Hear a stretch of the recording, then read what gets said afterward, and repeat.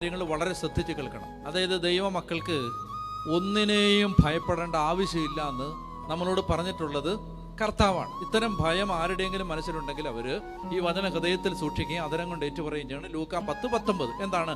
ഇതാ പാമ്പുകളുടെയും തേളുകളുടെയും ശത്രുവിന്റെ സകല ശക്തികളുടെയും മീതെ ചവിട്ടി നടക്കാൻ നിങ്ങൾക്ക് ഞാൻ അധികാരം തന്നിരിക്കുന്നു, ഒന്നും നിങ്ങളെ ഉപദ്രവിക്കുകയില്ല. മന്ത്രതന്ത്രങ്ങൾക്ക്, ആഭിചാരങ്ങൾക്ക്, ക്ഷുദ്ര ശക്തികൾക്ക്, മറ്റേതെങ്കിലും പൈശാചിക ശക്തികൾക്ക് ദൈവ പൈതലിന്റെ മേൽ യാതൊരു അധികാരവും ഇല്ല. ഇതെപ്പോഴാണ് സംഭവിക്കാന്നറിയാമോ?